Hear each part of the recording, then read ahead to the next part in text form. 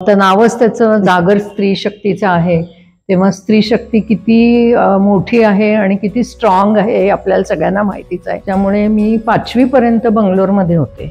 म्हणजे ज्या वयामध्ये पुण्यामध्ये अनेक शाळा उपलब्ध असतात, तिथे आमच्या बंगलोरमध्ये एकच शाळा होती आणि मराठी नाही. वेगळा प्रश्न आहे, म्हणजे पुण्यातल्या मुलींना किंवा स्त्रियांना हा प्रश्न वेगळा नाहीये, पण अगदी शेजारी अहिल्यादेवी शाळा आणि आपण हुजूरपागे शाळेतला इकडे शनिवारवाड्याच्या समोर माझं माहेर आहे, तिथे राहायला आलो. मग तोपर्यंत शेजारच्या सगळ्या मुली अहिल्यादेवीत होत्या, त्यामुळे असं कायम. राजाभाऊ नातू मला म्हणले की आता बास झालं, संसार, मोठी झाली मुलं, आता कर काहीतरी. नाटक हा तर एक जीवकी प्राण असतो आपला कुठल्याही नाटकाचा. पण मग जास्त नाटकात रमायला आवडतं का चित्रपटात? चित्रपट हा माझा भागच नाहीये. चित्रपट हे माझ्याकडे अतिशय ओघाने आणि त्या अनुषंगाने विचारलं म्हणून मी चित्रपट केले. मी म्हटलं तसं की मी व्यावसायिक नटी नाही, मला व्यवसाय जमत नाही. ती पुण्यात होती म्हणून मी हो म्हटलं होतं त्याला, कारण भांडारकर असायचं. मी इथे ते मला फोन करायचे की वो शॉर्ट अभी हो जाएगा, तुम्ही या आता थोड्या वेळाने. मग मी इथून स्कूटर घ्यायची आणि भांडारकर रोडला जाऊन शूटिंग करायची. म्हणजे याही वयात त्या स्कूटर, म्हणजे आपली स्कूटी चालवतात. हा, आणि हो, पुण्यातलं वाहन आहे ते. आधी सायकल आणि मग स्कूटर हे लागलेलंच आहे आपल्याला, त्यामुळे स्कूटर तर मी अजूनही चालवते. सेकंड हाफ जो आहे पुलंच्या आयुष्याचा, त्याच्यात तू काम करायचंयस. मग काय, म्हणजे पर्वणीच होती मला ही. आणि मग खरं सांगू का, माझा प्रवास 50शी नंतरच सुरू झाला. 60ला आले तेव्हाच मी जास्त काम करायला लागले. आपण ज्या जागेत आहोत, सुदर्शन रंगमंच, त्याची सुरुवात कशी झाली? म्हणून 2003 साली सुरू केलं. कारण आम्ही काम करत होतो, नाटकं करत होतो, एकांकिका करत होतो, ग्रिप्सची नाटकं करत होतो. हे सगळं करत असताना आपल्याला थिएटर नाही. त्या काळामध्ये भावे स्कूल पण त्यांनी बंद केलं होतं देण्याचं. मग काय करायचं, कुठे नाटक करायचं, म्हणून मग हा खालचा जो हॉल आहे तिथे आम्ही ती सगळी रचना बदलली.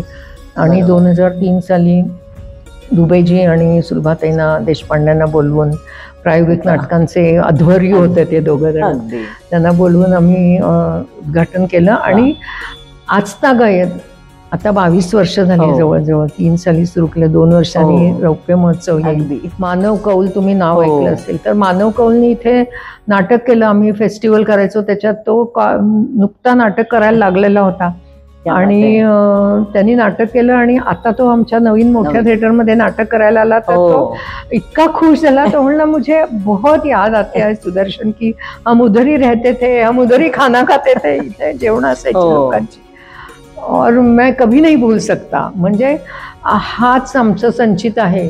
अमेय वाघला तर पहिली जाहिरात मी दिली, मुंबईला तो गेला, आईला घेऊन गेला, इतका लहान होता.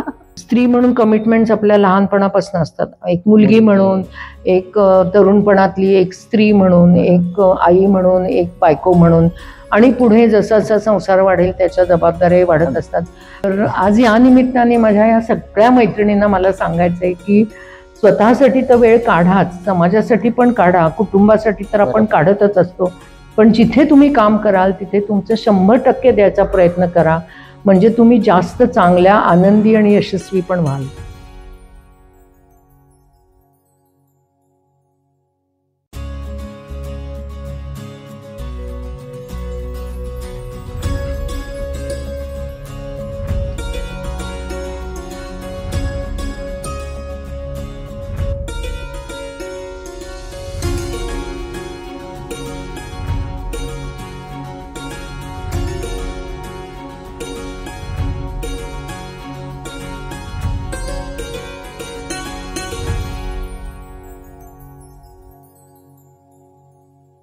नमस्कार मंडळी, तुमचं पुन्हा एकदा मी स्वागत करते. तुमची लाडकी होस्ट वृषाली एकमेव आपल्या कार्यक्रमात, ज्याचं नाव आहे lights camera action production house, प्रस्तुत आणि निर्मित स्त्री जागर शक्तीचा. आणि हा आपला दुसरा सीझन असणार आहे जागर शक्तीचा, कारण आपण हा खूप वर्षांपूर्वी पहिला सीझन केला, मध्ये गॅप पडला. आता परत आपण नव्याने हा सीझन सुरू करत आहोत आणि यात आपण वेगवेगळ्या महिलांना बोलवून, वेगवेगळ्या क्षेत्रातल्या महिला असणार आहेत आणि त्यांच्या आपण मुलाखती घेतोय, त्यांचा प्रवास जाणून घेतोय आणि त्यांचे अनुभव जाणून घेतोय. तर आज आपल्याला या जागर स्त्री शक्तीसाठी गिफ्टिंग पार्टनर लाभलेले आहेत कोपागा फूड्स, मुक्ताज आर्ट आणि एकमेव आर्ट, यांचे सुद्धा आपल्याला आभार प्रदर्शन करायचं आहेच. तत्पूर्वी आपण आता थेट आपल्या या मुलाखतीकडे वळूयात, ज्यांना आपण बोलवले शुभांगी मावशी दामले. आम्ही मावशी म्हणतो त्यांना कारण खूप लहानपणापासून आम्ही सुदर्शन रंगमंच बघत आलोय, मावशींना बघत आलोय, त्यांचं काम बघत आलोय. तर आज खूप वर्षांनी त्यांच्याशी गप्पा मारण्याचा योग आलाय माझा. तर मावशी, तुमचं या आमच्या जागर स्त्री शक्तीमध्ये खूप खूप स्वागत आहे. नमस्कार, थँक्यू व्हेरी मच. तर कसं वाटतंय, म्हणजे मुलाखती तुम्ही देतच असतात, पण हा एक वेगळा आम्ही प्रयोग करतोय की फक्त महिलांना घेऊन आम्ही हा सीझन करतोय. तर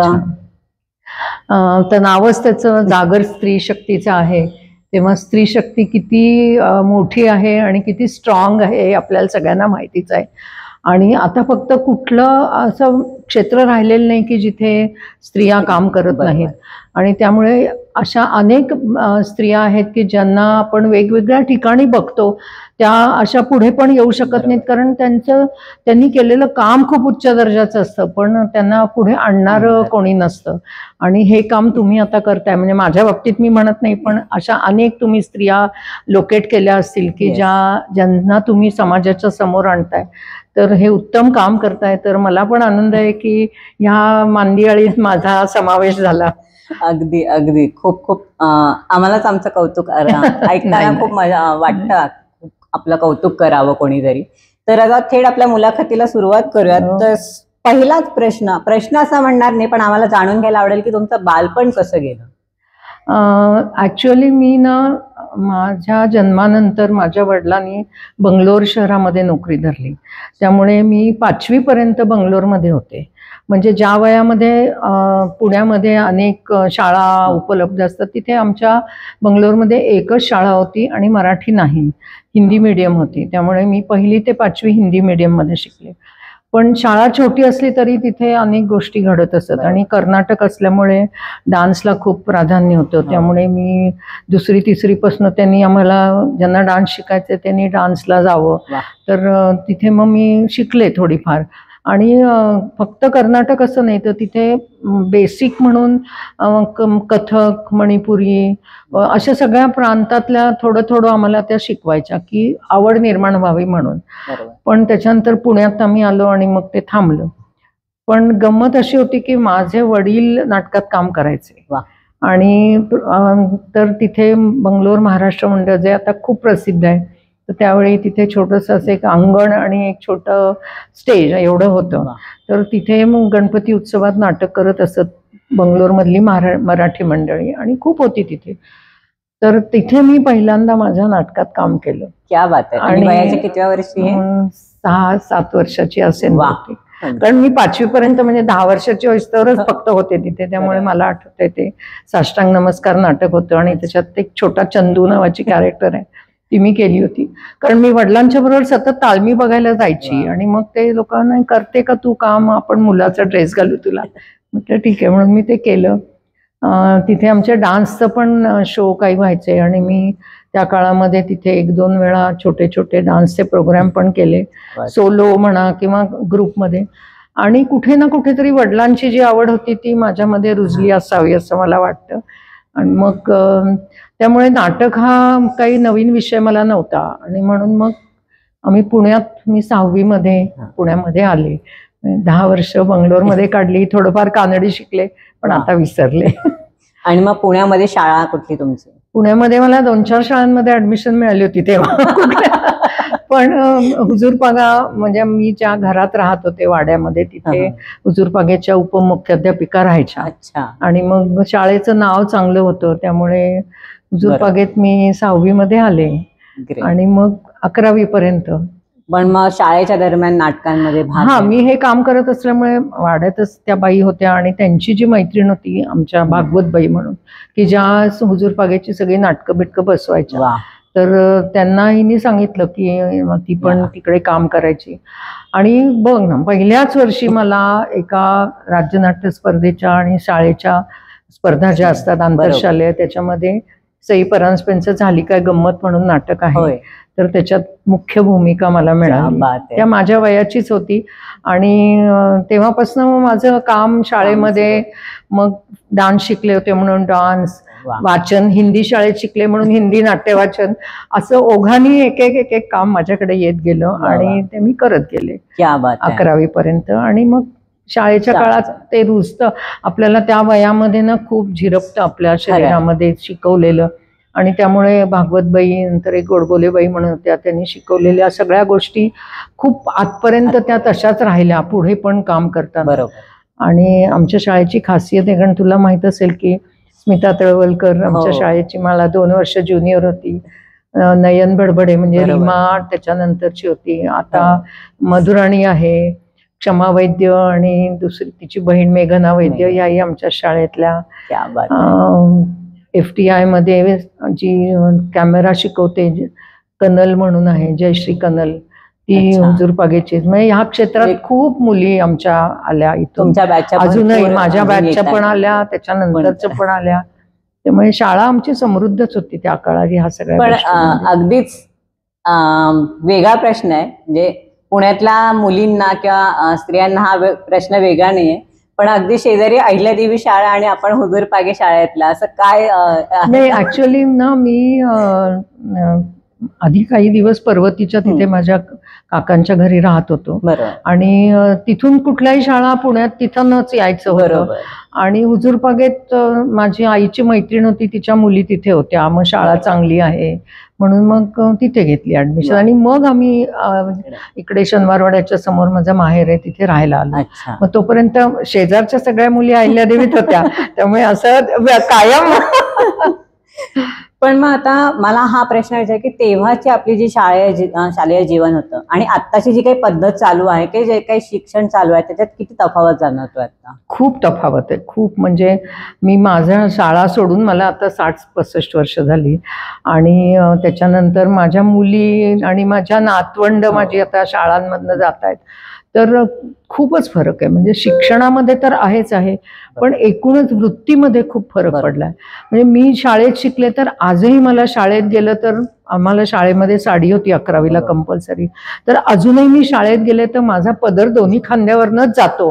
मी जाऊच शकत नाही शाळेमध्ये विदाऊट किंवा कुठला तरी ड्रेस घालून नाही. आणि हा एक प्रकारचा जो शाळांनी आम्हाला त्या काळामध्ये जो काही आमच्यावर प्रभाव पडला, किंवा आम्हाला जी काही आपण अगदी संस्कार म्हणूया नको, पण प्रभाव असतो शिक्षकांचा सुद्धा, तर तो प्रभाव इतका घट्ट आहे की आजही शाळेत जाताना आणि शाळेविषयीची कृतज्ञता वाटणं जे असतं ना, ते आत्ताच्या मुलांमध्ये नाही. मग शाळा ना, हा ठीक आहे आमची शाळा होती, मला वाटत पण नाही ती मुलं 11वी 10वी नंतर पुन्हा शाळेत जात असतील.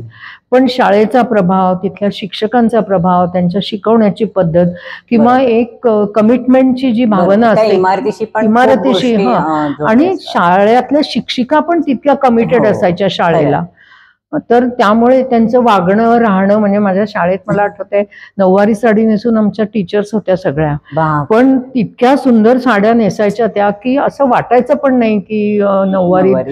तर तो एक प्रभाव असतो आपल्यावर आणि तो प्रभाव आजतागायत टिकून आहे. आणि म्हणून शाळेविषयीची कृतज्ञता जी आम्हाला आहे ना, ती मला वाटत नाही आजच्या पिढीमध्ये कोणाकडे आहे. पण आता पुढे मला विचारायला आवडेल की नाटक तर तुमचं सुरू होतं शाळेत, पण पुढे कॉलेज आणि मग लग्नानंतर कसं ते एकच नाटक? अच्छा, मी शाळेत 11वी पर्यंत शिकले. म्हणजे 11वी नंतर मी सायन्सला गेले SP कॉलेजमध्ये, कारण मला मेडिकलला जायची इच्छा खूप होती, खूप लहानपणापासून होती. म्हणजे नाटक आवडत होतं, पण शिक्षण मला करायचं होतं आणि मी बऱ्यापैकी चांगले मार्क मिळवत असे रादर. त्यामुळे मी SP कॉलेजमध्ये सायन्सला गेले. पण आवड स्वस्त बसू देत नाही, तर तिथे पहिल्याच वर्षी गेल्यानंतर नाट्य मंडळाची मीटिंग होती आणि ऑडिशन, आताच्या काळात म्हणतो ना तसं, ऑडिशन तिथे होती. श्रीराम खरे म्हणून माझे बॉटनीचे आमचे डेमॉन्स्ट्रेटर होते, तेच बघत होते. तर त्यांनी मी म्हटलं की मला करायची इच्छा आहे, तर काय करूया? म्हणजे काही नाही, यायचं, मंडळाची मीटिंग आहे, वाचायचं. आणि मी म्हटलं ठीक आहे, म्हणून मी गेले. मराठी 5 वर्षात मी खूप चांगलं शिकले होते आणि वाचून दाखवलं तर मला पहिल्या वर्षीच नाटकात काम मिळालं पुरुषोत्तम करंडकला. आणि माझ्या बरोबर तेव्हा रोहिणी हट्टंगडी होती, तेव्हापासूनची माझी तिची मैत्री आहे, बरोबर होतो आम्ही. मग कॉलेजमध्ये 2 वर्ष 3 वर्ष मी नाटक केलं. मोहन गोखले होता माझ्या बरोबर. मोहन गोखले बरोबर मी एकांकिका केली, एक मोठं नाटक केलं. आणि लिमिटेड कॉलेजेस होती ना त्यावेळी, म्हणजे माझ्या आठवणीत तर SP कॉलेज, चांगलं कॉलेज म्हणजे SP कॉलेज फर्ग्युसन, आणि पूर्व भागात राहणाऱ्यांसाठी वाडिया, आणि गरवारे आणखीन आपलं modern high school, modern college just सुरू झालेलं होतं. म्हणजे मॉडर्न तर माझ्या समोरच सुरू झालं होतं. पण त्यामुळे SP कॉलेज सारख्या कॉलेजमध्ये अगदी त्यामुळे मार्क बरे होते, त्यामुळे SP कॉलेजमध्ये सहज ऍडमिशन मिळून गेली. बरोबर. आणि मग 2-3 वर्ष मी केलं, पण फायनल इयरला असताना मग जरा अभ्यास करावा असं वाटलं. कारण मला इंटर सायन्स नंतर मेडिकलला ऍडमिशन मिळाली नाही. आणि त्या काळात कॉलेज फक्त एकच होतं, BJ मेडिकल. बाकी आता तुम्हाला कल्पनाच नाही येणार की एवढी कॉलेजेस असतात. आणि आयुर्वेदिक, ताराचंद आणि होमिओपॅथी असे 3च कॉलेजेस होती. पण मग असं डोनेशन वगैरे भरणं शक्य नव्हतं, आणि तेव्हा डोनेशन हा प्रकार पण नव्हता. मार्क चांगले असतील तर मिळेल, पण मला नाही मिळाली तेव्हा ऍडमिशन. एक 7-8-10 मार्क कमी पडले, पण मग ठरवलं नाहीच करायचं. म्हणून मग मी BSc ला घेतली ऍडमिशन. आणि BSc मी कॉलेजमधनं म्हणजे मग तो नाटकाचा प्रवास चालू राहिला. BSc ला असतानाच माझं लास्ट इयरला असतानाच माझं लग्न झालं. आणि त्यामुळे मी त्या वर्षी फक्त काम केलं नाही, पण 3 वर्ष करत होते. आणखीन मग लग्न झाल्यानंतर पण नाटक करायला मला कोणाची हे नव्हती, आडकाठी काहीच नव्हती. पण मला जे शिकायचं होतं, कारण माझे यजमान डॉक्टर होते आणि त्यांना मुंबईला शिकायला जायचं होतं. त्यामुळे मग माझी आवड जी राहिली होती की मला मेडिकल फील्डमध्ये जायचं, तर मी अशा पद्धतीने आधीच पुरी करून घेतली होती. आणि मग नंतर मात्र मी मुंबईला गेले त्यांच्याबरोबर, कारण ते मास्टर्स करायला मुंबईला गेले. आणि आमचं मुंबईत घर होतं, म्हणजे दीर जाऊ राहत होते. त्यामुळे मी तिकडे त्यांच्याकडे मी राहून मी हाफकिन इन्स्टिट्यूटचा कोर्स केला पॅथॉलॉजीचा. म्हणजे असं आपण म्हणूया की पॅरामेडिकल लाईन मध्ये मी गेले, कारण ते डॉक्टर होते. मग पुढे मागे आपल्याला त्याचा उपयोग होईल म्हणून मी ते शिकले. आणि मग मी तिथे नोकरी पण करत होते. पण दुसरा भाग असा होता की त्यातलाच आहे म्हणून सांगते की माझे दीर हे सुधीर दामले नाव त्यांचं, ते स्वतः पत्रकार होते आणि नाट्यविषयक पत्रकारिता करत असतात.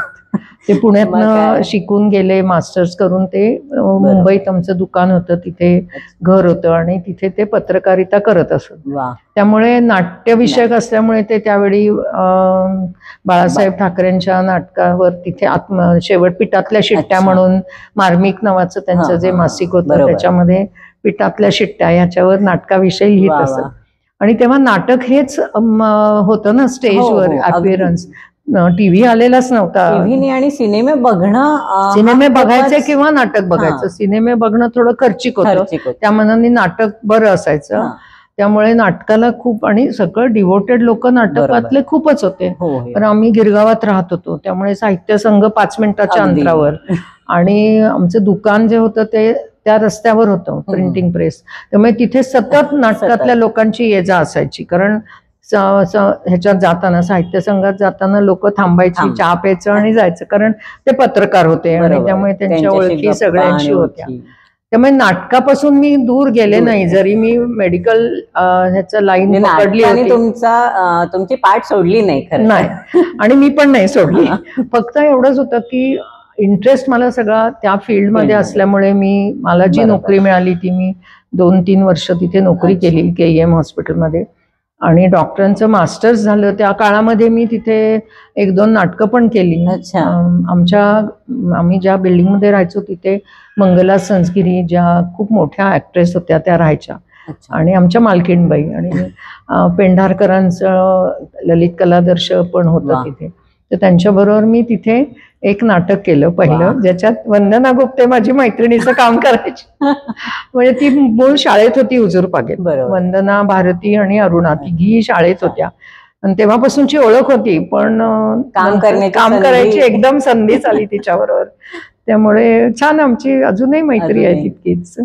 त्यामुळे 4 वर्ष मी जरी मुंबईत राहिले तरी मी नाटकं चिकार बघितली, कारण पत्रकार असल्यामुळे प्रत्येक पहिलं नाटक, पहिला प्रयोग ते बघायला जायचं. म्हणजे मी इतकी शेकडोनी नाटकं बघितली त्या काळात. साहित्य संघात नाटकं असायची आणि रवींद्र नाट्य मंदिरला.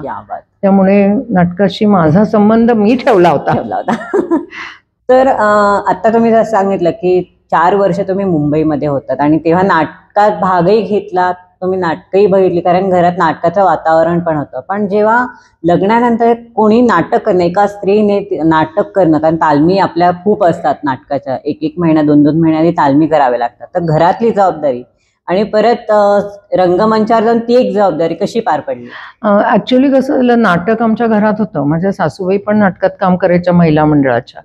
जाऊबाईंनी पण केलेलं होतं आणि सासूबाईंना फार हौस होती, त्यामुळे त्यांनी कधीच मला आडकाठी केली नाही. त्यामुळे मुंबईत असताना तर माझ्या जाऊबाई माझ्यापेक्षा एवढ्या मोठ्या होत्या की मोठी बहीण वगैरे असते ना, इतक्या मोठ्या होत्या. त्यामुळे त्याच सगळं माझं करायच्या. मी जायची तालमीला निघून किंवा नोकरी पण करत होते. त्यामुळे मला असा कधी प्रश्न आला नाही. पण फक्त माझं नक्की ठरलेलं होतं की मला व्यावसायिक रंगभूमी करायची नाही.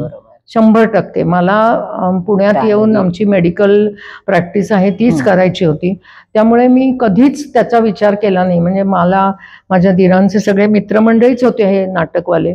मोहन वाघ नेहमी म्हणायचे, तुला काय नाटकात काम कर की मी देतो तुला मोठा रोल.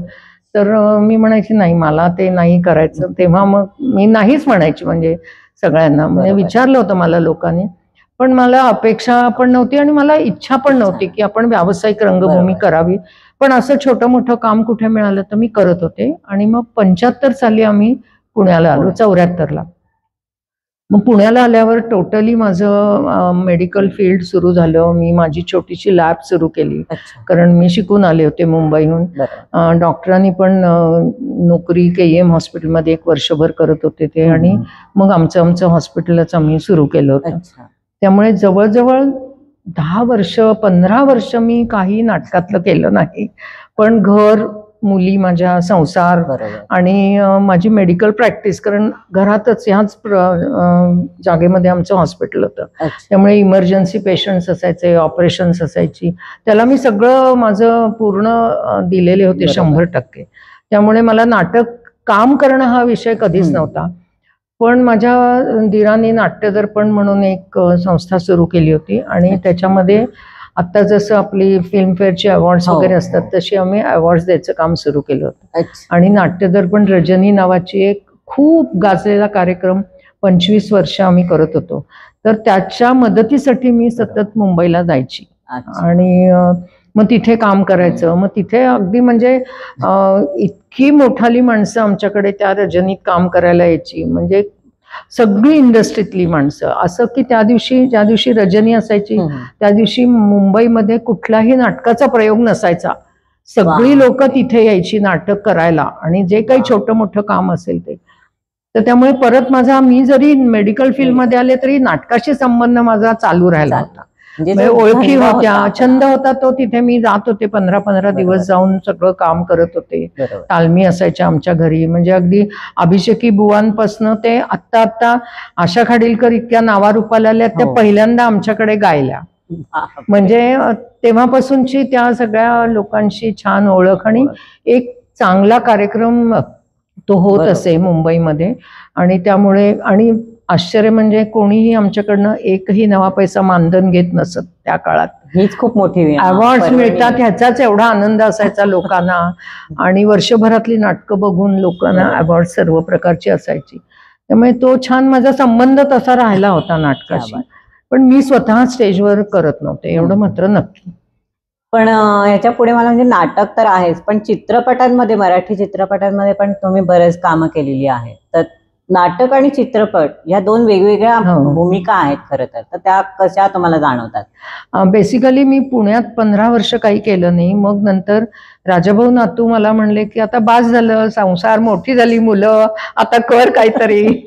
तर कोपऱ्यावरच राहायचे आमच्या. तर मग मी कामगार कल्याण केंद्राच्या नाटकांमध्ये काम करायला सुरुवात केली. त्यामुळे संबंध माझा परत 15 वर्षाने मी नाटकाशी जोडले गेले.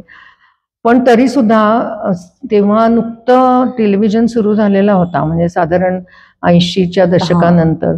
आणि स्मिता तळवलकर माझी मैत्रीण होती.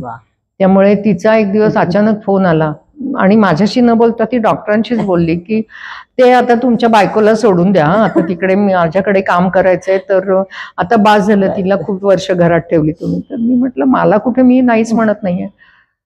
तर मग तिने राहू नावाची सिरियल केली होती, त्याच्यात मी काम पहिल्यांदा केलं. भोरला शूटिंग होतं आणि त्याच्या आधी एकदा एक दोन छोट्या छोट्या सिरियल म्हणूया नको, तेव्हा एकेका एपिसोडचे असायचे कार्यक्रम.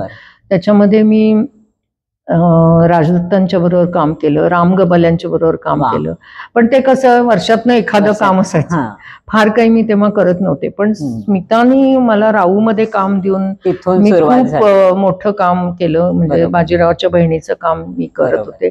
आणि मग त्या काळामध्ये माझी तुषार दळवी, नंतर स्वप्ना वाघमारे, आता जी मोठी दिग्दर्शिका आहे, सीमा साठे माझ्या बरोबर होती. पण सीमा मला माहित होती नाटकातनं असल्यामुळे पुण्याची. आणि शिरीष जोशी होता, म्हणजे रुजुता देशमुखचा नवरा. ते सगळं सयाजी शिंदे होता माझा भाऊची माझी अप्पा. या सगळ्यांची इतकी छान ओळखी झाल्या, कारण खूप दिवस शूटिंग चालू होतं ते. आणि मग स्मिताच्याच आणखीन एक दोन ह्याच्यामध्ये मी स्त्री नावाची तिची एक सिरियल होती, सिरियल असं नाही, कथा होत्या एक एक एक एक त्याच्यात काम केलं. पण तरी सुद्धा मला आता तेच सांगायचं की मला व्यवसाय म्हणून हे कधीच करायचं नव्हतं. व्यवसाय म्हणून माझं मेडिकल फील्ड चालू होतं. पण त्याच्यानंतर ते जेव्हा आम्ही हॉस्पिटल इथलं होतं ते आम्ही 90 साली बंद केलं, कारण एकूणच सगळी परिस्थिती बघता आणि घर पण आम्ही नवीन करायचं होतं. बरोबर. तर त्या काळामध्ये मला मोहन आगाशे डॉक्टरांचे मित्र अगदी लहानपणापासूनचे, तर त्यांचं नाटकाचे प्रयोग ते मुलांसाठी करत असत. आणि तेव्हा मी कामगार कल्याण केंद्राच्या नाटक करते असं त्यांना माहीत झाल्यामुळे, त्यांना माहित मी आधीपासूनच होते पण नाटक करते आता, म्हणून मग त्यांनी मला एका नाटकासाठी विचारलं आणि मी त्याच्यात काम केलं. पण मधल्या या काळात मी जवळजवळ 7 ते 8 नाटकं वेगवेगळ्या जॉनरची कामगार कल्याण केंद्रासाठी केली. चांगले मोठे मोठे दिग्दर्शक, मला त्या काळात कामगारसाठी सुद्धा मोठे दिग्दर्शक असे उपेंद्र लिमयेकडे मी 3-4 नाटकाचे प्रयोग केले, अनिल खोपकरकडे केले. त्यामुळे मला माझा काय म्हणूया आपण टच म्हणतो ना, तो राहिला होता. म्हणजे नाटकापासून मी दूर कधीच गेले नव्हते, मनाने पण कधीच गेले नाही. मधल्या काळात शरीराने दूर गेले होते पण मनाने होते. आणि चित्रपट म्हणाल तर मी खूप वेगळं काम करायला सुरुवात केली होती मधल्या काळामध्ये. साधारण 2000च्या आसपास इंडियन मॅजिक आय म्हणून संस्था आहे श्रीरंग गोडबोल्यांची, की ज्याची सगळी स्थापना इथल्या आमच्या आसपास नाटक करणाऱ्या मंडळींचीच होती. आणि आम्ही ग्रिप्स मुलांसाठी नाटक करायचो, ज्याच्याकडे आपण नंतर येऊ. त्या मुलांनी ती इंडियन मॅजिक आय सुरू केली होती. तर मी राहू मध्ये काम करत होते आणि मग त्याच्यानंतर ह्या सगळ्या नाट्य क्षेत्राची माझा खूप ओळख असल्यामुळे मी त्या कंपनीमध्ये कास्टिंग डिरेक्टर म्हणून काम करायला लागले. म्हणजे तिथे पिंपळपान नावाच्या सिरियल्स असायच्या, संस्थेच्या सिरियल्स असायच्या, जाहिराती असायच्या, किंवा बाहेरूनही पण खूप लोक यायची. तर त्यांना पुण्यातल्या सगळ्या मंडळींच्या बरोबर काम करायचं असायचं, कारण इथलीच असायची. तर त्याच काळामध्ये स्मितानी मोठी दुसरी सिरियल सुरू केली होती, पेशवाई. आणि पेशवाई सिरियल म्हणजे तिची अगदी बाळाजी विश्वनाथ पासनं पुढेपर्यंत, नानासाहेबांच्या पर्यंत, म्हणजे स्वातंत्र्यापूर्वीच्या चळवळीपर्यंतची होती. त्यामुळे खूप कॅरेक्टर्स होत्या त्याच्यामध्ये, प्रचंड असलेली सिरियल होती. आम्ही कॅरेक्टर्स, कारण अर्थात आम्ही लहान होतो तेव्हा, आणि नंतर असं आम्ही मोठे होत गेलो तसं आम्हाला त्या सिरियल बद्दल माहिती झालं होतं. कारण नंतर माझाही थोडा ऐतिहासिक आहे. तर त्यावेळात मी ते पेशवाईसाठी कास्टिंग करायची आणि जवळजवळ मी तुम्हाला सांगते 100 कलाकारांना मी पुण्यातल्या संधी दिली होती. छोटा मोठा रोल, भोरला जायचं, शूटिंग करायचं, परत यायचं आणि त्याची निवड सगळी मी करत असे. मग त्याच्यासाठी एक ऑफिस असावं म्हणून मी इंडियन मॅजिक आय मध्ये गेले आणि तिथे मी कास्टिंग हीच एजन्सी म्हणून इंडियन मॅजिक आय कडनं काम करायची. कारण श्रीरंग तेव्हा ह्याच्यात काम करायचा, बाळाजी विश्वनाथचं काम करायचा पेशवाईत, त्याचं कास्टिंग मीच केलं होतं. तर मग तो म्हणला की आपल्याला हे करायचंच आहे तर मग आपण करू. म्हणून मग मी 3-4 वर्ष जवळजवळ खूप त्यांच्या पिंपळपान सिरियल सगळ्या आपल्या त्यावेळच्या होत्या, खूप गाजलेल्या, त्याच्यामध्ये कास्टिंग करायची. मग ते प्रोडक्शन पण थोडं बघत होते. अशा तऱ्हेने ऑफ दी ट्रॅक मी थोडंसं गेले होते की कामच करायला पाहिजे असं नाही, तर आजूबाजूचं त्याच्यात जग असतं वेगळं, तेही मी करायला सुरुवात केली. मग तिथेच आमच्याकडे मुलं नवीन नवीन तिथे यायची. मग त्याच्यात जतीन वागळे होता, तो एडिटर म्हणून काम करायचा. तो दिग्दर्शक होता खरं म्हणजे. त्याचे वागळे, त्याचे वडील, त्यांची स्वतःची सिनेमाची कंपनी होती. तर त्यांनी पहिला सिनेमा केला चकवा नावाचा. मुक्ता बर्वे आणि दीपा परब होती त्याच्यामध्ये. तर त्याच्यामध्ये एक रोल होता अतुल कुलकर्णीच्या आईचा, शरद भुताडिया होते. तर मला जतीनने विचारलं, मावशी करशील का, छोटं काम आहे पण कर ना तू, माझ्या सिनेमात पहिला सिनेमा आहे माझा.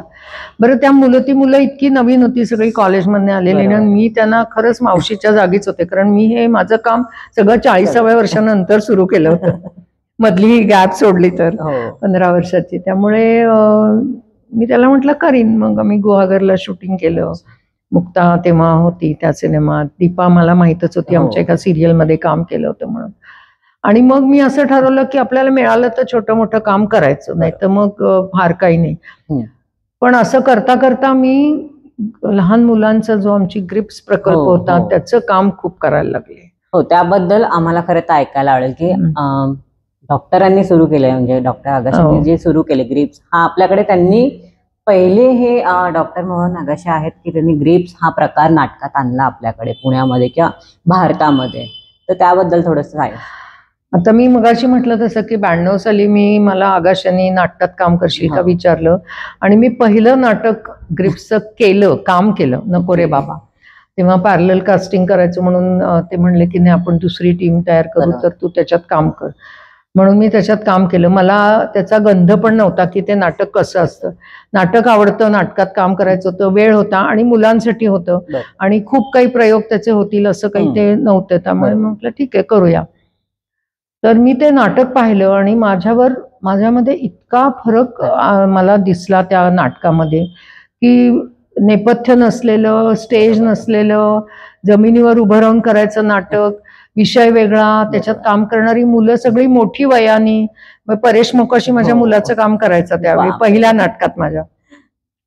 आनंद इंगळे नंतर मुलाचं काम करायचा. आणि काही नाही, असं चौकोन असायचा, त्या चौकोनात 3 बाजूला प्रेक्षक असायचे. एका बाजूनी तुम्ही ये जा करायची, आणि सेट म्हणजे त्या नाटकाचा एक जेवणाचं टेबल छोटं, 4 खुर्च्या, एक दाराची चौकट आणि 2 छोटी शेल्फ होती की जी शेल्फ खुर्च्या काढल्यावर उलटी केली की ती टाकी दिसायची. चौकोन मागचा पाठ त्याची आली की. इतक्या छोट्या नेपथ्यात 4 दिवे हॅलोजेन आणि एक साऊंड सिस्टीम, याच्यावर आम्ही ते नाटक करायचो. आणि प्रचंड गर्दी मुलांची नाटकाला असायची. त्याचे मी खूप प्रयोग केले.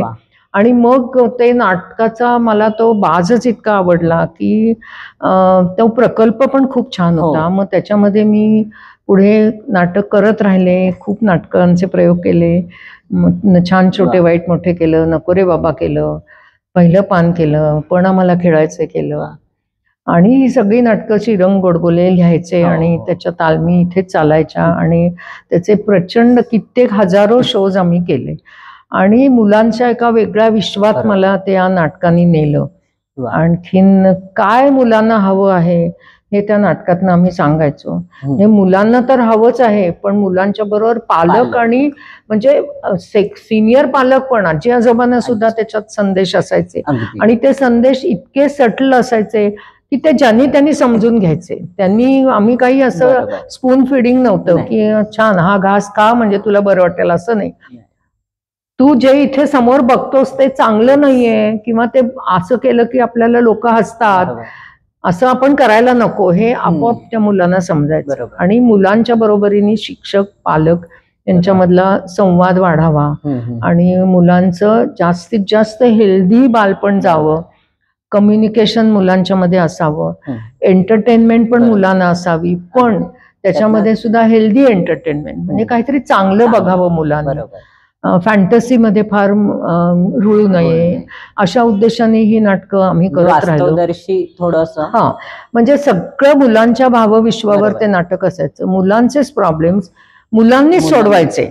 मग ते कदाचित चुकीचे पण असतील सोडवलेले, पण मुलांना कळलं पाहिजे की प्रॉब्लेम मधनं बाहेर यायचं असेल तर आपण काय करायला पाहिजे. आणि त्यांचे प्रॉब्लेम, शाळा, आई बाबा, शिक्षक, पर्यावरण, धर्म, ह्या सगळ्या विषयीची नाटकं झाली. पण मग मला एक विचारायचं की नाटक हा तर एक जीवकी प्राण असतो आपला कुठल्याही नटाचा, पण मग जास्त नाटकात रमायला आवडतं का चित्रपटात? चित्रपट हा माझा भागच नाहीये.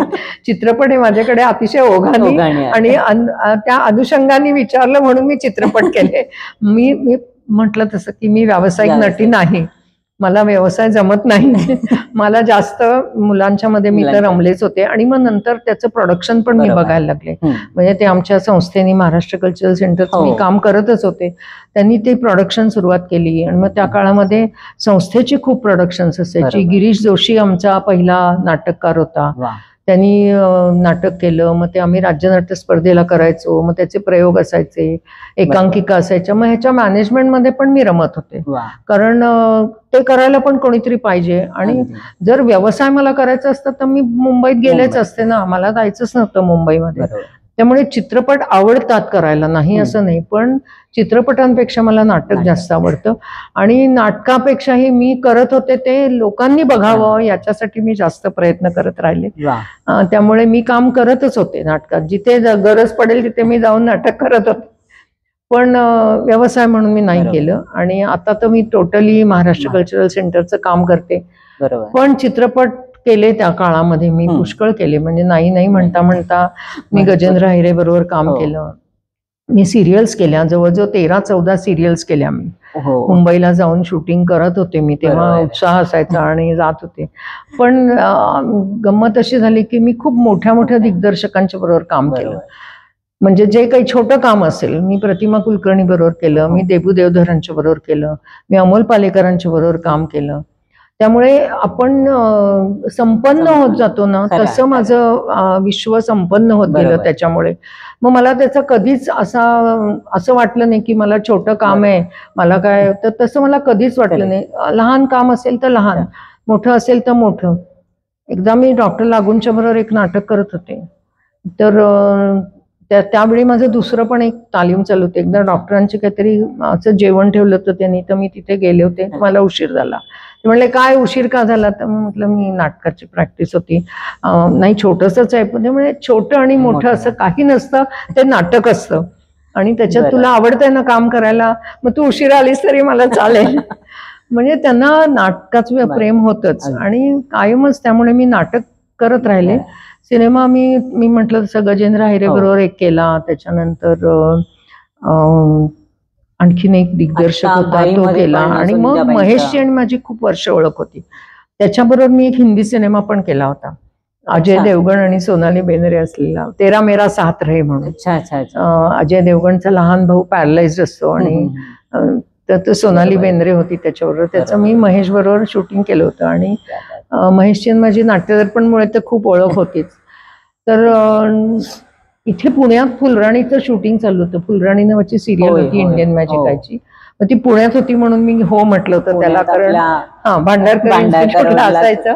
मी इथे, ते मला फोन करायचे की वो शॉट अभी हो जाएगा, तुम्ही या आता थोड्या वेळाने. मग मी इथून स्कूटर घ्यायची आणि भांडारकर रोडला जाऊन शूटिंग करायची. म्हणजे याही वयात त्या स्कूटर, म्हणजे आपली स्कूटी चालवतात. आणि हो, पुण्यातलं वाहन आहे ते, आधी सायकल आणि मग स्कूटर, हे लागलेलंच आहे आपल्याला, त्यामुळे स्कूटर तर मी अजूनही चालवते.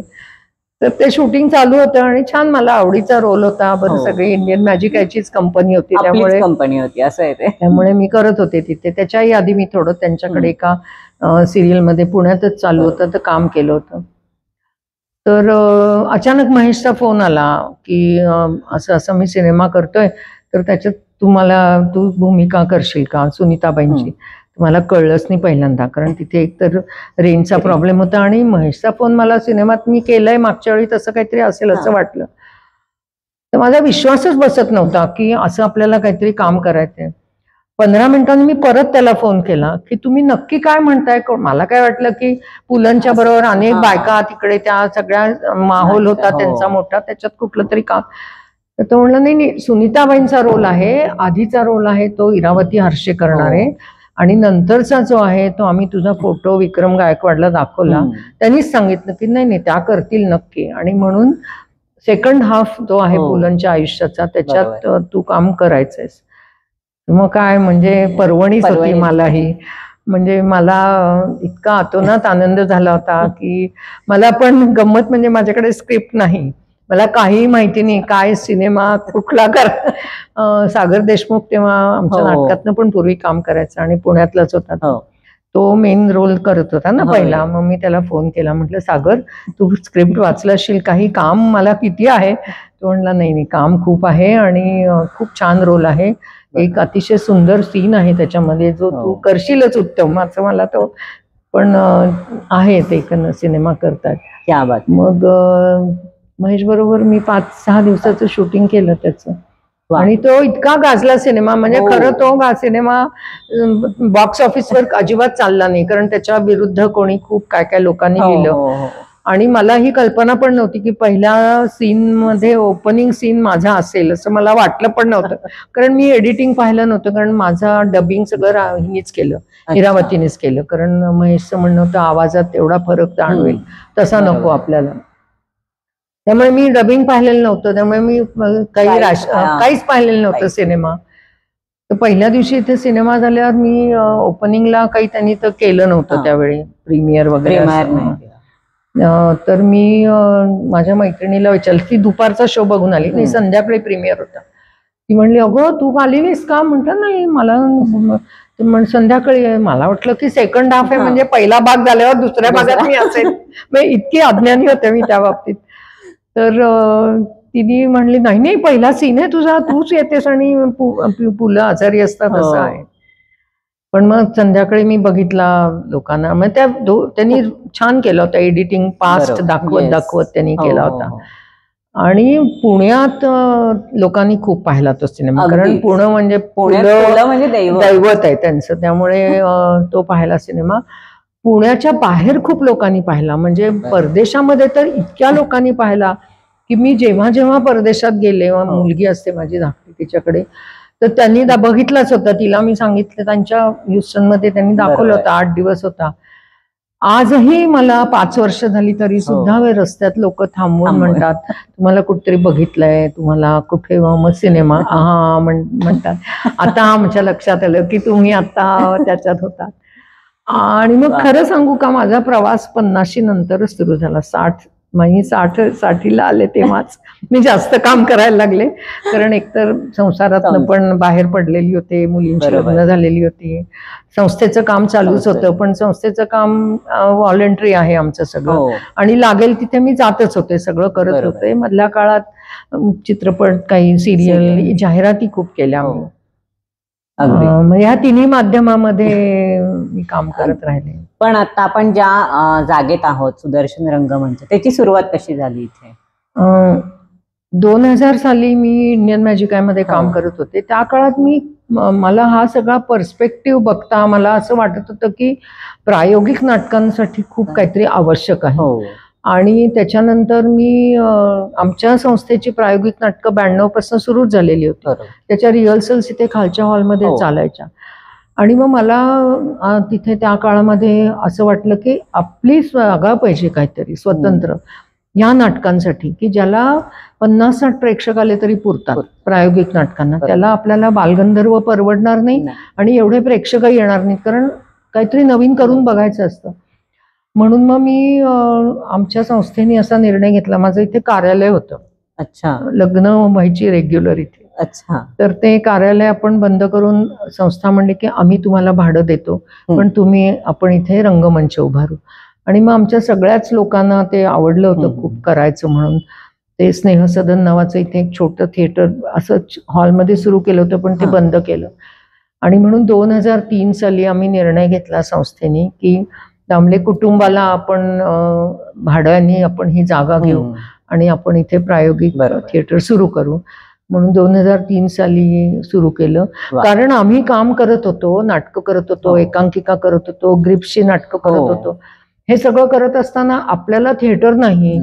त्या काळामध्ये भावे स्कूल पण त्यांनी बंद केलं होतं देण्याचं. मग काय करायचं, कुठे नाटक करायचं, म्हणून मग हा खालचा जो हॉल आहे तिथे आम्ही ती सगळी रचना बदलली. आणि 2003 साली दुबेजी आणि सुलभाताईंना देशपांड्यांना बोलवून प्रायोगिक नाटकांचे अध्वर्यू होते ते दोघं जण, त्यांना बोलवून आम्ही उद्घाटन केलं. आणि आजतागायत आता 22 वर्ष झाली, जवळजवळ 3 साली सुरू केलं, 2 वर्षांनी रौप्य महोत्सव येईल. तर एकदाही असं मला पश्चाताप झाला नाही की आपण इथे काहीतरी सुरू केलंय. सुरुवातीपासून अतिशय सुंदर नाटकं, इतकी मोठी मोठी लोक येऊन इथे काम करून गेली, आजही ते आठवण काढतात. म्हणजे आज अगदी उदाहरणादाखल द्यायचं झालं तर सचिन खेडेकरनी इथे काम केलं. आज एवढा मोठा नट झालाय तो. मानव कौल, तुम्ही नाव ऐकलं असेल तर, मानव कौलनी इथे नाटक केलं. आम्ही फेस्टिवल करायचो त्याच्यात, तो नुकता नाटक करायला लागलेला होता आणि त्यांनी नाटक केलं आणि आता तो आमच्या नवीन मोठ्या थिएटरमध्ये नाटक करायला आला. तर तो इतका खुश झाला, तो म्हणला मुझे बहुत याद आते है सुदर्शन की हम उधर ही रहते थे, हम उधर ही खाना खाते थे. इथे जेवण असायची लोकांची और मैं कभी नहीं भूल सकता. म्हणजे हाच आमचं संचित आहे की आपल्याला इतकी कुमुद मिश्रा आता केवढा मोठा नट झालाय. परेश मोकाशी तर होताच आमच्या बरोबर. आता कोण मला सांगा इथल्या मोठे मोठे कलाकार, म्हणजे आपले तुम्हाला माहित असेल तर भाडीपाचे पण इथे सगळे आपले सारंग साठे असतील किंवा आलोक असेल, पर्ण असेल, इथनच ती मंडळी खरं तर बाहेर पडलेली सगळ्यांनी. म्हणजे भाडीपाच्या आसक्त ग्रुपची नाटकं आम्ही करत होतो, मग त्यांनी संस्था सुरू केली, आधी आमच्याकडे केली. पण त्यातला प्रत्येक मुलगा, प्रत्येक कलाकार हा ह्या मांडवाखालून एकदा गेलेलाच आहे. आस्ताद आहे काळे, प्रमोद आणि सुनीता आमच्यासाठी संस्थेचं काम करायचे. म्हणजे अगदी छोट्यातले छोटे कलाकार सुद्धा. आणि मी ते कास्टिंग करत असल्यामुळे त्या काळामध्ये मुंबईच्या खूप प्रोडक्शन कंपन्यांच्या माझ्याकडे माहिती असायची. मग मी आमच्या इथल्या मुलांना कितीतरी कामं दिलेली आहेत. पहिली कामं सगळी माझ्याकडनं मिळालेली आहेत. अमेय वाघला तर पहिली जाहिरात मी दिली. मुंबईला तो गेला, आईला घेऊन गेला, इतका लहान होता. पण ते अजूनही ते जाणतात, त्यांना त्याची जाण आहे. आपल्यासाठी कोणीतरी काहीतरी केलंय, कुठल्या तरी संस्थेने केलंय, त्यामुळे आवर्जून भेटले तरी त्यांना आनंद होतो. आणि हेच करत असताना मग आमचा पुढचा प्रवास चालूच आहे, अजून आहे. म्हणजे आपल्या महाराष्ट्र कल्चरल सेंटरच्या पुढे ज्योत्स्ना भोळे आहे, आता नवीन त्यांनी रंगावकाश सुरू केला आहे. ते भरपूर अजून पुढे पुढे होत जाणार आहे. तर पुढे मला विचारायचंय की लहान मुलांसोबत जेव्हा तुम्ही काम करता, तो एक वेगळा अनुभव असतो खरं तर, तो कसा आहे म्हणजे तुमचा? ऍक्च्युअली लहान मुलांच्या बरोबर मी खूप काम कमी केलंय. मी लहान मुलांसाठी काम केलंय, कारण ग्रिप्सच्या नाटकात काम करणारी मुलं मोठीच असतात वयाने पण लहान मुलं प्रेक्षक असतात. त्यामुळे लहान मुलांच्या जाणीवा समृद्ध करण्याचं काम जे असतं ना, ते आपल्याला समोर दिसतं नाटक करताना. म्हणजे ते ज्या इंटेन्सिटीने नाटक बघत असतात, तर ती इंटेन्सिटी आपल्याला कुठेतरी आत पोचते आणि मग परत परत नवीन नवीन नाटकं करावीशी वाटते. पोचपावती आहे. सगळेच जण काही अभिनेते अभिनेत्री होणार नाहीत, पण चांगला प्रेक्षक निर्माण करणं हे पण आपली जबाबदारी आहे ना, जे नाटक करतात त्यांची. त्यामुळे म्हणून मग मला मुलांच्यात रमायला जास्त आवडायला लागलं. म्हणून ती नाटकं आम्ही दरवर्षी नवीन करत राहिलो, फेस्टिवल करत राहिलो. मग त्याच्यातनंच 1 वर्ष मी अंगत पंगत कवितेची म्हणून 30-40 कविता घेऊन मुलांच्या बरोबर काम केलं, छोट्या मुलांना घेऊन, 4थी 5वी पासूनची 10वी पर्यंतची. आणि यंदाच्या वर्षी तर अशीच अंगत पंगत कवितेची म्हणूनच दुसरा एक कार्यक्रम, ज्याच्यात 40-50 कविता मुलांनी पाठ केल्या आणि म्हटल्या आणि प्रेझेंटेशन होतं. यंदाच्या वर्षी एक मुलांचा ऑर्केस्ट्रा बसवला. त्याच्यामध्ये अगदी तालवाद्य वाजवण्यापासून गाण्यापर्यंत, कीबोर्ड पासून सगळं मुलं वाजवतात, 10 ते 15 वर्षाची शाळेतली मुलं. त्यामुळे त्यांच्याबरोबर काम करताना त्यांचा उत्साह, त्यांची कामाप्रतीची निष्ठा, की जी आपण त्यांना संधी दिली तरच ते त्यांच्यात निर्माण होईल ना. संधीच दिली नाही तर कशी होईल? आता ती कीबोर्ड वाजवतात, ते आता दर महिन्याला एक गाणं बसवायचं म्हणतात की आपण नवीन गाणं बसवू आणि ते म्हणूया. प्रेक्षक असोत नसोत, आम्ही आमच्यासाठी करू. ह्या जाणीवा समृद्ध करण्याचं काम जे आहे ना, ते मुलांच्या मध्ये केलंच पाहिजे आपण. आणि कारण आज ती 10-12 वर्षाची आहे, उद्या ती 22 वर्षाची होणार, आणखीन पुढे होणार.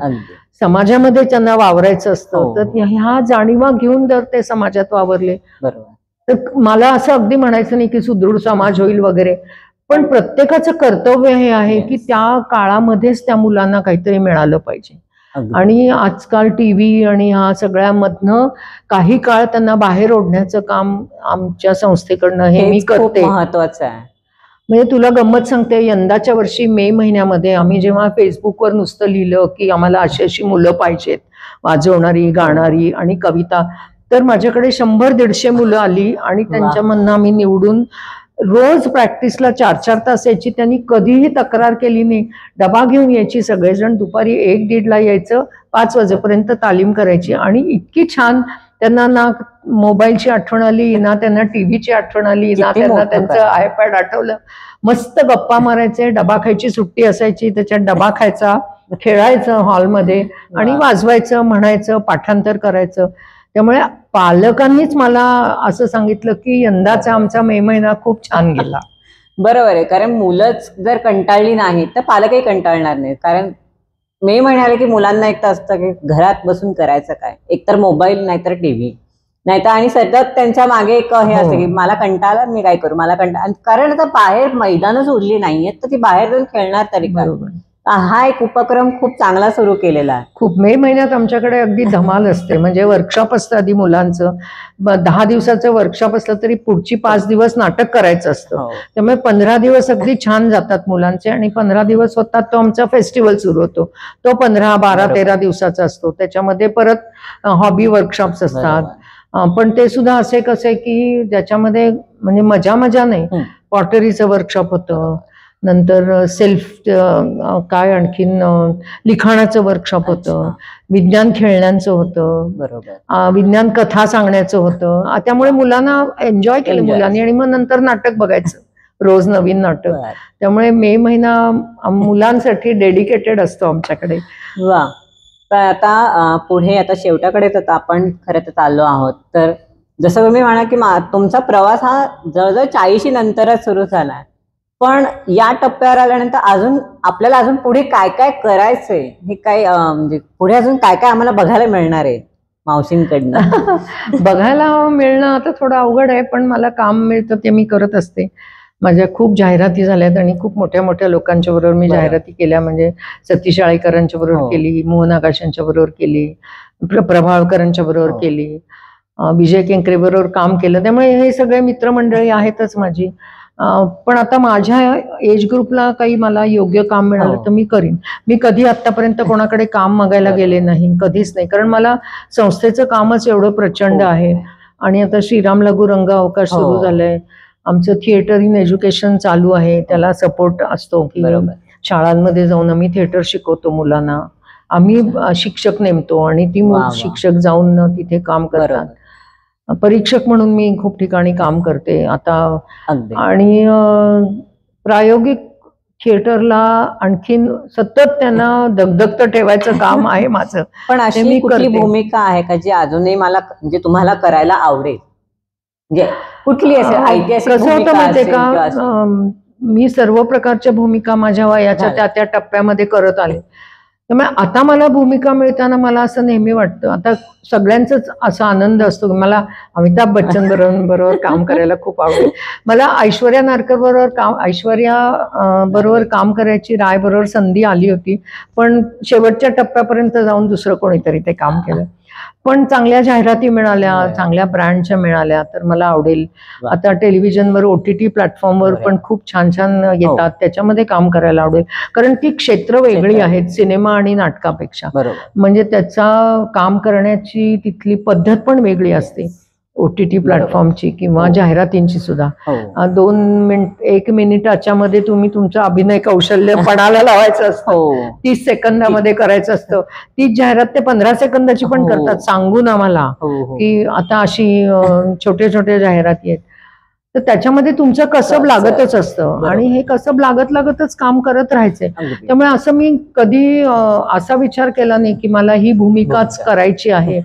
आता मी हंबीरराव नावाचा सिनेमा आला होता, त्याच्यात जिजाबाईंचं काम केलं होतं. छोटं होतं पण काम केलं होतं. त्यामुळे असं माझ्या मनात कुठलंही नाही. आणि मी म्हटलं तसं परत मला हेच म्हणायचं की मला कुठलंच आर्थिक याच्याशी माझा काही निगडीत नाही. म्हणजे मला रोज उठून बॅग खांद्याला जाऊन शूटिंग करायला जायला कधीच आवडणार नाही, कधीच नाही. पण काही काम आलं आणि चांगलं मनाजोगतं काम असेल तर मला अगदी नक्की करायला आवडेल. आणि लोकांना मी अजूनही कामं करायला पाठवते. अरे जा बाबा मुंबईत, ह्या माझ्या 4 ओळखी आहेत, तू जाऊन ते काम कर, भेट त्यांना. आणि थिएटर करणं हे माझं पॅशन आहे आणि थिएटर चालवणं आता त्याच्या जबाबदाऱ्या खूप आहेत माझ्यावर. म्हणजे अगदी आर्थिक जबाबदारीपासून ते तिथे काय कमी आहे आणि ते आपण द्यायला पाहिजे, ह्या सगळ्याच्या जबाबदाऱ्या आहेत.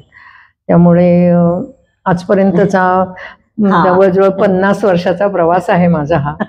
तर जोपर्यंत शक्ती, युक्ती, बुद्धी काम करते आणि शारीरिक, तोपर्यंत मी काम करत राहणार आहे. मला थांब म्हणायचं असं मी ठरवत नाहीये, पण कोणीतरी थांब म्हणायच्या आधीच मी नक्कीच थांबेन, हे मला खात्री आहे. पण जोवर मला काम करायची इच्छा आणि शक्ती आहे परमेश्वराने द्यावी आणि ती आहे, तोवर मी काम करत राहीन. म्हणजे हा एक खूप वेगळा अनुभव आपल्याला आज अनुभवायला मिळाला. म्हणजे मावशींचा प्रवास, त्यांच्या मागचे जे काही खडतर असं नाही म्हणणार, पण एक वेगळा त्यांच्या मागे असलेला अनुभव त्यांचा, आणि त्यांना मिळाला, आपल्याला मिळाला तो वारसा. पुढे आता आपण पुढे नेऊच. सुदर्शन रंगमंच तुमच्या पाठीशी जर आहेच, कारण आम्ही घडलोय ते सुदर्शनमुळे. आम्ही पण कलाकार इथूनच घडत बाहेर पडलोय. जसे बाकीचे आहेत मोठमोठे कलाकार आहेत, तसे आम्ही जरा छोटे छोटे, आम्ही काही ना काहीतरी सुदर्शनसाठी करत असतो, सुदर्शनमध्ये येऊन करत असतो. तर मावशी, आज खूप वेळात वेळ काढून आम्हाला तुम्ही ही मुलाखत दिली, ह्या गप्पा केल्या आपण, आम्हाला खूप छान वाटलं. तुम्हाला कशा वाटल्या ह्या गप्पा? मला खूपच आवडलं. स्त्रिया ह्या क्षेत्रात आता खूपच पुढे आल्यात, पण एक स्त्री म्हणून आपल्या काही कमिटमेंट्स असतात. म्हणजे आधी आई म्हणजे शिक्षिका, स्त्री म्हणून कमिटमेंट्स आपल्या लहानपणापासून असतात. एक मुलगी म्हणून, एक तरुणपणातली एक स्त्री म्हणून, एक आई म्हणून, एक बायको म्हणून, आणि पुढे जसा जसा संसार वाढेल त्याच्या जबाबदाऱ्या वाढत असतात. पण ह्या जबाबदाऱ्या चांगल्या तऱ्हेने पेलायची शक्ती आपल्याला जर हवी असेल, तर ती आपले काही छंद जोपासण्याने आपल्याला ती शक्ती मिळत राहते. आणि त्यामुळे जे काही तुम्हाला करायचं असेल ते पूर्ण मनापासून जर केलं ना, तर त्याचा आनंदही मिळतो आणि त्यातनं तुम्हाला काहीतरी शक्ती मिळत राहते सतत. त्यामुळे स्वातंत्र्य, स्त्री स्वातंत्र्य हे सगळं बरोबर आहे, पण स्वातंत्र्य म्हणजे स्वैराचार नाही. तर स्वातंत्र्याच्या लिमिट आपण आखून आपल्या आपल्या घेऊन जर आपण काम करत राहिलो ना, तर आपल्या आजूबाजूची पण सर्व लोक आपल्यामुळे आनंदी असतात आणि त्याच्या योगाने आपलं कुटुंब आणि पर्यायाने आपला समाज पण तितकाच हेल्दी आणि चांगला राहतो. त्यामुळे स्त्रियांच्यावर जास्त जबाबदारी आहे की हे काम कसं करावं आणि कशा पद्धतीने करावं. तर आज या निमित्ताने माझ्या या सगळ्या मैत्रिणींना मला सांगायचंय की स्वतःसाठी तर वेळ काढाच, समाजासाठी पण काढा, कुटुंबासाठी तर आपण काढतच असतो, पण जिथे तुम्ही काम कराल तिथे तुमचं 100% द्यायचा प्रयत्न करा, म्हणजे तुम्ही जास्त चांगल्या, आनंदी आणि यशस्वी पण व्हाल. खूपच छान संदेश खरं तर मावशींनी दिलाय आपल्याला. तर याच नोटवर आपण आता मावशींना एवढ्या गप्पा मारल्याबद्दल आपण काहीतरी द्यायला तर पाहिजे. जे आपल्याला गिफ्टिंग पार्टनर लाभलेत, कोपागा, मुक्ताजाड, एकमेव आर्ट, त्यांनी आपल्याला आपल्या पाहुण्या कलाकारांसाठी आपल्या काही काही छान छान भेटवस्तू दिलेल्या आहेत, तर त्या आपण देऊयात. अगदी भेटवस्तू आवडतील मला. नक्कीच. ह्याच्यात कोपागा असते. अगदी. ह्याच्यात कोपागा फूड्स यांनी आंबोळी पीठ बनवलेले. अरे वा. त्याच्यानंतर एकमेव आर्ट यांनी पु ल देशपांडेंवर गेली 3 वर्ष ते एक कॅलेंडर बनवलं, भिंतीवरचं आहे, डेस्कटॉप आहे. तर वेगवेगळ्या वर्षी ते वेगवेगळी थीम बनवतात. या वर्षी त्यांनी एक वेगळी थीम बनवली की त्यांनी प्रत्येक महिन्याच्या ज्यात QR कोड टाकला, त्याच्यात तुम्ही स्कॅन केलात तर तुम्ही त्यांचे गाणी ऐकू शकतात, त्यांचे काही नाटकं बघू शकतात, काही त्यांचे कथाकथन ऐकू शकतात, पाहू शकतात. आणि मुक्ताजाट यांनी एक छोटे छोटे मिनिएचर फॉर्म मध्ये त्यांनी एक पॉट्स रंगवलेले आहेत, ते शोपीस म्हणून त्यांनी आपल्या पाहुण्या कलाकारांना दिलेले आहेत. तर आम्हाला खूप आवडेल तुम्ही याबद्दल आम्हाला काही रिव्ह्यू दिलात. नक्की पाठवेन मी, व्हॉट्सअप पाठवेन. खूप छान असे गोष्टी आपल्याला लाभलेल्या आहेत या जागर स्त्री शक्तीमुळे. आपण खूप वेगवेगळा अनुभव जगतोय, काही काही छान छान किस्से ऐकतोय. तर पुन्हा एकदा मावशी, थँक्यू सो मच. ही जागा सुद्धा आपल्याला उपलब्ध करून दिली मावशींनी, सुदर्शन रंगमंचची. त्यासाठी सुदर्शन रंगमंचचे सुद्धा आभार आपण मानूयात. ज्यांनी ज्यांनी हा सेट उभा करण्यात आम्हाला, ज्या दादांनी मदत केली त्या दादांचेही आम्हाला इथे आभार मानायचे आहेत. तर पुन्हा आपण या स्त्री शक्ती जागर आपण भेटूयात पुढच्या एपिसोडमध्ये. तोपर्यंत या आमच्या चॅनलला सबस्क्राईब करा, कारण सबस्क्राईब केलं नाही तर तुम्हाला या नोटिफिकेशन मिळणार नाही एपिसोडचे. आणि लाईक करा, आवडणार तर आहेच त्यामुळे लाईक तर कराच. आणि तुमच्या मित्रमैत्रिणींना सुद्धा हा शेअर करा. तर भेटूयात पुढच्या एपिसोडमध्ये आपल्या लाईट्स कॅमेरा ॲक्शनमध्ये. थँक्यू.